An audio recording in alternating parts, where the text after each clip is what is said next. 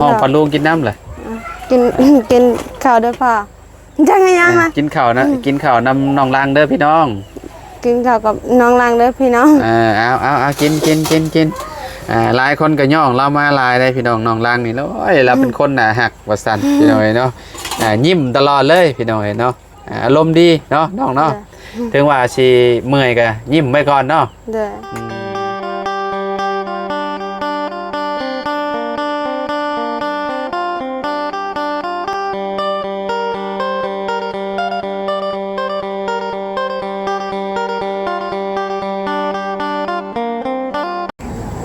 สบายดีสวัสดีพ่อแม่พี่น้อง FC เบิร์ดสุคนเนาะบอกว่าสิอยู่ในและกระต่างประเทศเด้อพี่น้องมาพบมาพ่อกันเนาะคำเฮาคือเก่าคือเดิมเพิ่มเติมคือมื้อนี้เข้ามาแสดงความยินดีกับน้องลังเพิ่นพ่อแม่พี่น้องเนาะพอดีว่าทางเบาจันเนาะเพิ่นมาแจ้งข่าวดีน้องเพิ่นไปพี่น้องบางเศร้านี่เนาะเอาดีใจน้ำน้องเพิ่นหลายๆพี่น้องยอดสมทบเฮ็ดเทือนซานน้องเพิ่นก็มาเรื่อยๆเนาะพี่น้องเนาะโอเคเดี๋ยวไปหาทางน้องลังเพิ่นพี่น้องพอดีว่าน้องเพิ่นมาแต่เลี้ยงงัวเป็นที่เรียบร้อยแล้วพี่น้องไปหาน้องเพิ่นกันเลยเนาะพี่น้องเนาะสภาพเพื่อนเพิ่นก็สิประมาณนี้แหละพี่น้องเนาะเพื่อนน้องลังเพิ่นเนาะโตพี่น้อยเนาะมาพี่น้อยเนาะมาก็เจอน้องเพิ่นกำลังบ่กำลังสิกินข้าวบ่หรือแนวใดเนาะพี่น้องเนาะโอ้มาแต่เลี้ยงงัวกับเมื่อยสงสัยสิกินข้าวพี่น้อยเนาะทางน้องล่างเพิ่นโอ้สบายดีโดยกำลังสิกินข้าวบ่อันนี้มันยังเนี่ยกระโตกบ้านเจ้าห้องกระโตกห้องไหนใดกระบังขออนุญาตเนาะเอานั่งลงล่ะโอ้ใช่บตีบน่าสีฮักตีเนาะแกงเอาไม้พี่น้อยเนาะแกงเอาบังเนาะแกงเอาบังใส่เห็ดเนาะใส่เห็ดบ่ฮู้เห็ดยังอันนี้เนาะฮักก็มาแต่นั่นบ่ล่ะมาแต่เลี้ยงงัวฮักก็ฮ้อนบ่เด้อเป็นได้บางเช้านี่ไปกับไผไปเลี้ยงงัวคือเห็นน้องไส้ก็ไปนำน้องไส้กับน้องจักน้องไส้กับน้องไว้น้องไว้เพิ่นก็ไปนำเนาะเพิ่นไปจากโมงเพิ่นมานั่นประมาณ10เข้าไปแต่11 โมงแต่ว่าฮอด12 โมงเมื่อไปเป็นหมู่เจ้าเนาะเอากินไผเป็นคนแกงนี่ล่ะแม่นี่เป็นคนแกงอันนี้เฮ็ดหยังกับเจ้าห้องบ้านเจ้าจักนะไปหามาบ่เฮ็ดนี่ก็ได้ไปหาหน่อไม้แต่ว่าเฮ็ดเก็บเอาแต่ว่าเห็นเก็บมาเนาะอันนี้คือแบบแกงหน่อไม้พี่น้องเนาะแกงหน่อไม้แบบว่าบ่ได้ใส่ยานางเนาะอยู่ทางนี้เพิ่นบ่ค่อยมียานางอยู่แล้วเนาะฮู้จักอยู่บ่น้ำยานางฮู้อยู่น้ำเขียวๆหาได้คันว่ามียานางใส่นี่ก็คักเนาะเคยใส่บ่หรือว่าบ่เคยใส่บ่น้ำยานางเคยอยู่ไปหาอยู่ใส่ไปหาแบบว่าเขาปลูกแล้วก็ข้อก็จะปลูกบ่มีคนปลูกบ่แถวบ้านไปคอน้องกับเจ้ามื้อนี้บ่มีเนาะมื้อนี้บ่มีน้ำยานางเนาะก็เลยแกงใส่น้ำธรรมดาพี่น้อยเนาะกินแล้วแม่น้องกินเลยใส่ข้าวน่ะมันข้าวให้บ่นี่หรือว่าข้าวนาเขาให้กินข้าวห้องปลาลูกกินน้ำเลยกินข้าวด้วยพ่อจังยังอ่ะกินข้าวน้ำน้องลางเด้อพี่น้องกินข้าวกับน้องลางเด้อพี่น้องเอากินหลายคนก็ย่องเรามาหลายได้พี่น้องน้องลางนี่แล้วเราเป็นคนหนาหักวัสันพี่น้องเนาะยิ้มตลอดเลยพี่น้องเนาะอารมณ์ดีเนาะน้องเนาะถึงว่าสิเมื่อยก็ยิ้มไว้ก่อนเนาะพี่น้องเนาะคือว่าบางเช้านี่นะบ่าวคือเห็นบ่าวจันมาแจ้งข่าวดีบ่ล่ะโอ้เรากลับไปยังงูยอดสมทบเท่าไรแล้วนั่นพอหูอยู่บ่บ่หูแล้วบางเช้านี่เท่าไรเรามาแต่ว่า มันหลายพอก็เลยบ่ฮู้ แต่บ่ฮู้บ่ เด้อ คือว่าไอ้เบิ่งคร่าวๆคือว่าในคลิปล่าสุดนี่คือว่า22ล้านบ่นี่ยังประมาณนี่แหละ จักนะ พี่น้องเนาะดีใจบ่ดีใจบ่ฮะ ดีใจ ดีใจสุดๆเลย เด้อ สิได้เฮือนลังงามอยู่เลยเนาะ เด้อเมื่อกี้ก็ได้เบิ่งเฮือนอยู่ ฮะ ได้เบิ่งแล้วเมื่อกี้เฮือน เบิ่งแบบเฮือน เด้อ บ่จันเอาให้เบิ่ง เด้อ แบบใดหั่นล่ะ มัน ออกช่วงแบบใดช่วงแบบใดช่วงแบบนี้บ่หรือว่าแบบหรือว่าเป็นแบบนี้ นี่บ่แบบนี้บ่แบบนี้บ่ แบบนี้ประมาณแบบ หลังคามันเป็นแบบใด เป็นแบบนี้เป็นแบบนั้นนะ แบบเพื่อนหลังนี้บ่ เด้อแต่มันแตกต่างกันหน่อยเดียว แตกต่างกันหน่อยนึง เด้อ บ่จันเอาแบบให้เบิ่งแล้ว เด้อ โอ้เอาดีใจพี่น้องเอ้ยเนาะบัดนี้ก็มีแต่สิไปแหละมาซอยกันทางบ้านน้องลังเพิ่นไปแหละพี่น้องเอ้ยเนาะซอยกันนี่แหละซอยกันถ่ายซอยกันนี่แหละให้ทาง FC เบิ่งพี่น้องเอ้ยเนาะเฮือนชาลันแปนน้องเรานี่แหละเนาะตอนฝนตกก็คือที่ฮู้หั่นแหละว่าอยู่บ่ได้พี่น้องใครเนี่ยช่วงนี้ฝนบ่ค่อยตกดุปานใดเนาะตกแบบยามเช้าๆแล้วก็หยุดบางทีก็บ่ตกพี่น้องเอ้ยเนาะไปเลี้ยงงัวเมื่อยบ่กินข้าวกับหยังมื้อนี้ แกงหน่อไม้นี่ แกงหน่อไม้คือเก่า เด้อ เอ้าแกงหน่อไม้นี่คือแบบแกงแต่ตอนใด จากแบบประมาณ2โมงประมาณนั้นน่ะ 2 โมงแล้วเพิ่นไปส่งเจ้าหรือเจ้ามากิน คนมันกันอยู่เฮือน ไปกินอยู่เฮือน เด้อ ไก่บ่จะบ่อนจะไปเลี้ยงงัวประมาณจักลัก 2 2ลัก เด้อ ก็ไกลอยู่เด้2ลักย่างไปย่างมาเนาะ มันอาจจะใกล้กว่านั้นอีกเพราะว่างัวนี่มักไป บ่เวลาย่างไปนี่ไกลอยู่เนาะ เด้อ พี่น้องเอ้ยเนาะคะแนนขี่รถจักรบ่ไกลปานใดเนาะ เด้อ 2ลักไปปลายพี่น้องเอ้ยเนาะก็สิเมื่อยแต่ตอนไหลงัวปานนี้แหละคันว่ามีรถจักรเนาะขามาก็ดีอยู่พี่น้องเอ้ยเนาะมันจังบ่เมื่อยเป็นอะไรกินข้าวบ่แซ่บบ่เมื่อยบ่หรือว่าอยากอายบ่ บ่อาย บ่อาย เด้อ เศร้าอยากอายเลยติ เด้อเศร้าแล้ว ผมมื้อนี่เศร้าอยากอายแล้วว่าเรื่องออกคลิปออกหยังกับซุมนาบ่าวนี่ บ่อายแล้ว ชื่อได้จะบ่นี่ครั้งที่3แล้วได้นี่ ชื่อหยัง บ่หน่อย โอเคชื่อได้แล้วบัดนี้เนาะ เด้อ เก่งโยบัดนี้โอ้ยเนาะพี่น้องเนาะต้องได้เห็นกันคุมื้อเนาะ เด้อ เจ้าชื่อภายในแหละสในทีมงานอ้ายนาบ่าวนี่ เจอแต่จักมันยังคือจำบ่ได้แล้ว อ้าว แบบ จะจำบ่ได้ ผู้ที่1อ้าวผู้ที่1ไผมาเด็กแรก คือบ่จัน โอเคผู้ที่2นี่ เออ ไผอ่ะ ลุงหยังเดี๋ยวพาก็ว่าลุงแต่ว่าจำชื่อบ่ได้ TikTok ลุง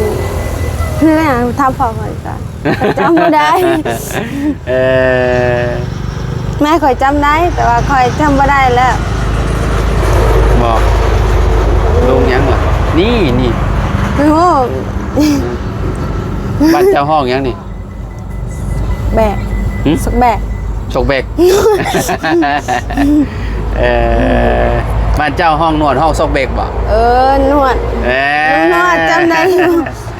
เจอได้แล้วบ่วันนี้ เด้อ เจอได้แล้วลุงนวดเนาะ เด้อ ลุงนวดเด้อปกติบ่ตูนจะเจอได้บ่บ่ตูนรู้จักบ่บ่ตูนบ่ไล่ จากมันผู้ บ่ ใด บุญบ้านป่า จำบ่ได้แล้ว หลายโพดบ่ ลายบทนะลืม พี่น้อยเนาะน้องเพิ่นก็คือว่าแหละพี่น้อยเนาะแบบว่าคนแบบสบายหั่นน่ะพี่น้อยเนาะ ผู้นั้นวะ ฮะผู้นั้นน่ะไผเจ้าว่ะ จำบ่ได้ มาใหม่บ่น่ะหรือว่าผู้เก่า ผู้เก่าบ่ฮะ เก่า อันนั้นก็บ่าวบุญคือกันนั่นก็ได้บ่าวบุญสารวัตรนั่นนี่น่ะบุญหยัง อ้ายว่าเอากินนี่บุญหยัง บุญแมงวันน่ะ บุญสารวัตร บุญสารวันชื่อลิ้นก็ชื่อไอ้ชื่อช่อง YouTube ก็ชื่อจังได๋ชื่อช่อง YouTube นะบ่าวชื่อจังได๋ บ่ได้เห็น ชื่อจังได๋ช่อง YouTube ค่อยบอกไปแล้วบ่าวหยัง จำสับเนาะ บ่าวบ่น้อยบ่บ่แม่นบ่บุญบ่จ้า บ่าวลาวสตูดิโอ เด้อ เออ แต่เคยบ่เคยแนม โดย กินข้าว จ้าโดย อ้ายกินข้าว จ้าด้วย จ้า น้องเพิ่นก็เป็นคนแบบว่าซื่อๆพี่น้องเอ้ยเนาะกับบ่มีผิดมีภัยกับภัยดอกเนาะเห็นบ่เพิ่นไปเลี้ยงงัวเพิ่นก็แพงงัวเพิ่นพี่น้องเอ้ยเนาะน้องเพิ่นว่าป้าให้มันใหญ่ก่อนว่าซั่นเนาะให้มันใหญ่ก่อนจังว่ากันเนาะกินแหละเขานะ กินอิ่ม เห็นอ้ายมาสัมภาษณ์แต่ว่าอิ่มเขาแล้วบ่จัก อิ่มแล้ว ฮะ อิ่มแล้ว อิ่มแล้ว เด้อ กินโซนสำคัญนี่อิ่มแล้ว เด้อ น้ำไปเอาน้ำมาเลยแซมมากินจะน้ำดื่มน้ำหยังนี่นะเจ้านะ เอาน้ำดาเอาน้ำบาดาล น้ำบาดาลอยู่ใส่ละ อยู่บ้านพงออก อยู่บ้านห้วยหอก อยู่เฮือนเท่า เมนบออยู่นี่บ่ อยู่นี่แหละ อันเที่ยวเทวานกระเจ้าเอาได้ลงเมนบ่อยู่นี่บ่ เด้อ อืม เจาะได้อ่ะล่ะ กินน้ำบาดาลเนาะ เด้อ คิดว่าไปตักน้ำอยู่หัวอยู่ห้องมาสะดอกบ่แม่นเนาะ บ่ อ๋อต้มอยู่บ่ต้มกินอยู่บ่ บ่บ่ กินแบบบ่ต้มเลย เด้อก ระตุกวันนี้แม่นบ่กระตุกน้ำกิน เด้อ อืมเต็มระบบเลยนี่เนาะบ่มีจอกนี่เนาะเบิ่งเนาะ เด้อ ยังเห็นว่ามันขุ่นแล้วมันใสอะนะพี่น้องคะแนนบ่บ่มีน้ำบาดาลจุมเจ้าไปกินอยู่ไสอยู่ตักเอาอยู่ห้วยบ่ เด้อย ามเดือนใดจุมเจ้าสิไปตักมากินอยู่ห้วยเดือนนี้คือสิกินยากดอกน้ำมันขุ่นเด้อ เดินหา เดือน5ไปตักกินอยู่พุ่นช่วงฝนบ่ตกเนาะ เด้อ ฝนตกแล้วก็เลยมาเปลี่ยนกินอยู่พี่ เด้อ พี่น้องเนาะเพราะว่าเขาเห็นแต่ละเขตนะพี่น้องแบบว่าเพิ่นสิมากินแบบน้ำห้วยพี่น้องเพิ่นไปหายเอาน้ำห้วยเลยบางคนก็ได้เนาะบางคนก็เอาหายอยู่อหยังน้ำที่ว่ามันไหลลงมาจากภูนะเนาะประมาณนั้นเนาะ เด้อ แม่นละว่าน้อง แม่นแล้ว ประตู7 ปีแห่งคักเราหายอยู่ในห้วยน้ำห้วยไหลโจกๆมันน่ะคือแบบไปหายเอาเลยน้ำขุ่นๆคือแบบเอามากินเลยได้เป็นโบได้ต้มได้ เด้อประมาณนั้นแหละ อันนี้ก็คือการเป็นบ่ เด้อ ทางยังมันมาบ่ คันว่าเพิ่นบ่ต้มมันก็อยากอันนั้นพี่น้องเนาะคือที่ฮู้แหละพี่น้อง แต่ว่าโรคอันนิ้วพี่น้องนิ้วมันก็สิแบบนี้แหละสะสมในห่างกายย้อนเฮากินน้ำบ่สะอาดเนาะ เด้อ คือแบบเฮากินมาแต่น้อยเลยเนาะน้ำแบบว่านี้เนาะ เด้อ บ่ต้มอยู่แล้วเนาะ เด้อ เจ้าบ่ได้มีโรคอันเอียงบ่เจ้าบ่ได้เจ็บไข้ได้ป่วยบ่แบบว่า เคยอยู่ เป็นแบบไรจะเป็นหยัง อยากจะอ้วก นะ อยากอ้วกอยากอ้วก อยากห้าง อยากอ้วกอยากอ้วกประมาณเวียนหัวประมาณนั้น วินหัวแบบว่ามักวินหัวบ่ เด้อ เป็นตลอดบ่ล่ะ เคยอยู่แต่บ่ได้เป็นดอกตลอดแต่ว่า แบบว่าดนๆเป็นเท่านึง เด้อ อ๋อบ่ได้เป็นตลอด เด้อ เวลาไปเลี้ยงงัวจะได้มีบ่หน้ามืดปึ๊บแบบว่าอันเฮาลุกมานะจะบอกว่าไปเลี้ยงงัวแหละไปหาหลักนอนหม่องใดหม่องหนึงมีบ่เคยบ่ บ่เคย เคยเผาแต่งัวอย่ามากินมันกับเจ้า เด้อ มันหลายบ่แถวนั้นหรือว่าแบบไปเลี้ยงในป่ามันกับเจ้าบ่หรือว่า แต่ว่าอารมณ์ไม่บิ๊กน้อยๆนี่ก็แบบมันเขาไล่อยู่แต่ว่าเลี้ยงไก่มันก็บ่ค่อยไล่ ก็คือแบบแถวนั่นก็จะปลูกไม่มีหลายบ่แถวมึงจะไปเลี้ยงงัว ไล่ให้ หลายแฮงบ่ เด้อ ก็คือแบบมันขึ้นสูงแล้วเนาะ เด้อประมาณ สมมุติว่าเฮาไปเลี้ยงอยู่ในหม้อหันก็มันบ่มากินอยู่แล้วใบมิกเนาะ ประมาณ เพราะมันคิวเนาะ เด้อ มันสิกินใบไม้อย่างอื่นบ่ละพี่น้องเอ้ยเนาะงัวนี่เขตนี่นะมันสิมากินใบไม้เนาะแม่นว่าเนาะ เด้อ หญ้าก็มันสิบ่หลายปานใดหญ้าเนาะ งัวเจ้าก็กินบ่หญ้าคามีบ่หญ้าคาอยู่แถวนี้ จักนะ รู้จักบ่หญ้าคา บู เอ้าใบมันเป็นแบบ คือใบเขาอะเด้คล้ายๆคือใบเขานะ จ้าบัด ที่ว่าเขาเจ้าเอามุงเฮือนนะรู้จักบ่